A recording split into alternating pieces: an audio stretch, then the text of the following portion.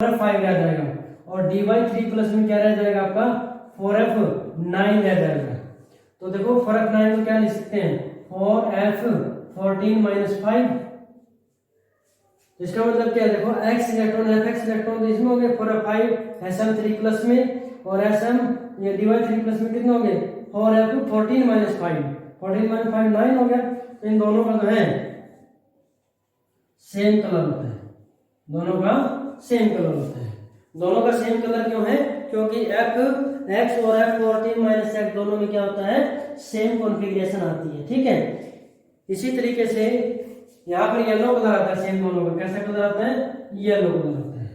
इसी तरीके से जो Er3 प्लस है और जो है Sm3 प्लस है, इन दोनों के अंदर भी सेम कॉन्फ़िगरेशन की वजह से पिंक कलर आता है, ठीक है। तो ये हमने पढ़ा।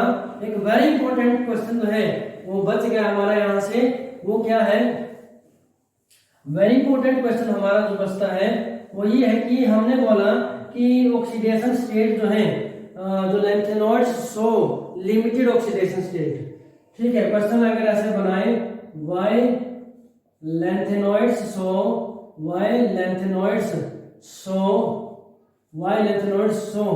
मिनिमम लिमिटेड ऑक्सीडेशन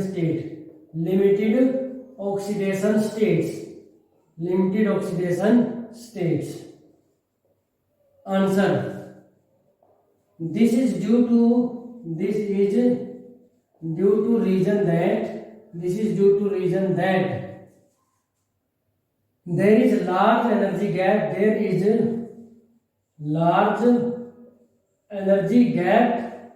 किसके बीच में there is large energy gap between 4f and 5d orbitals। 4f और 5d के ऑर्बिटल्स हैं उनमें लार्ज एनर्जी गैप प्रेजेंट होते हैं। और साथ में क्या आता है also 4f electrons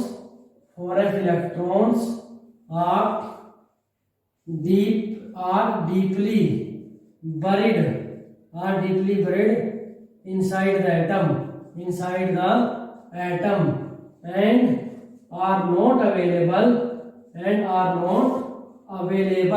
and are not available for bond formation।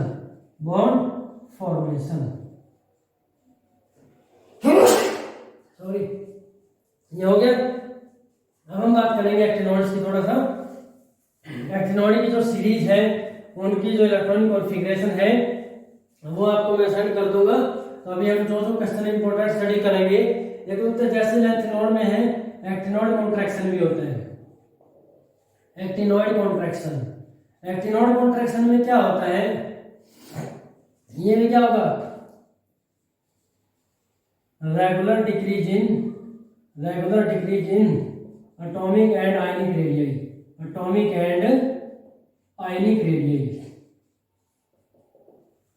अब रेगुलर डिक्रीज जैसे जितना रेगुलर मतलब कि 14 एलिमेंट्स लैंथेनॉइड्स में लगभग सक्सेसिव एलिमेंट पर जाते 1 पिकोमीटर से एटॉमिक साइज डिक्रीज हो रहा था।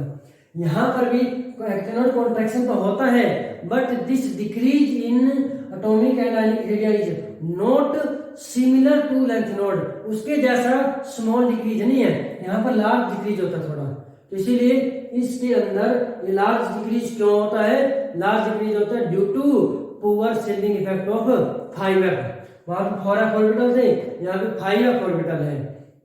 तो उस केस में जो यहाँ पर जो डिक्रीज है वो बिल्कुल कांस्टेंट के जैसा नहीं है, तो लार्ज डिक्रीज है इसके अंदर, ठीक है। दूसरा question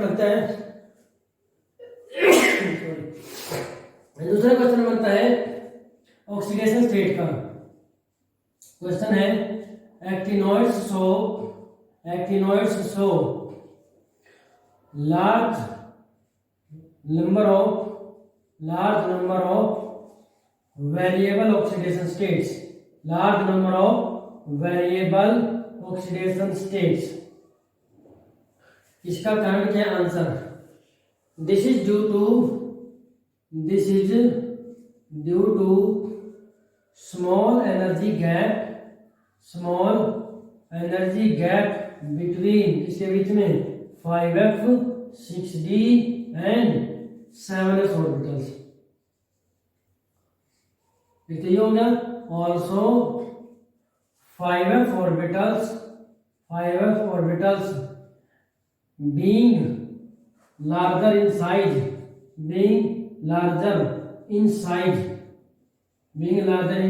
are more exposed outside for bond formation. जो 4f ऑर्बिटल्स है वो तो 6s फिर उसके बाद 5d फिर 4f है, वो नीचे दबे रहते हैं, और बट 5f क्या होते हैं, f ऑर्बिटल का साइज बड़ा होने की वजह से ये बाहर एक्सपोज रहते हैं, बाहर निकले रहते हैं। जो 5f जो 6d और 7s से भी उनसे भी बाहर निकले रहते हैं, जिसकी वजह से वो बॉन्ड फॉर्मेशन के लिए अदर एलिमेंट्स के पास अवेलेबल रहते हैं, और इसीलिए large variable oxidation state show करते हैं। ठीक है, अब हम एक लास्ट क्वेश्चन जो करेंगे, वेरी इंपॉर्टेंट क्वेश्चन है वो भी, what are the differences and similarities in lanthanoid and actinoids. So dear student, this is very important question. What are the similarities and differences in lanthanoids and actinoids? So let us start.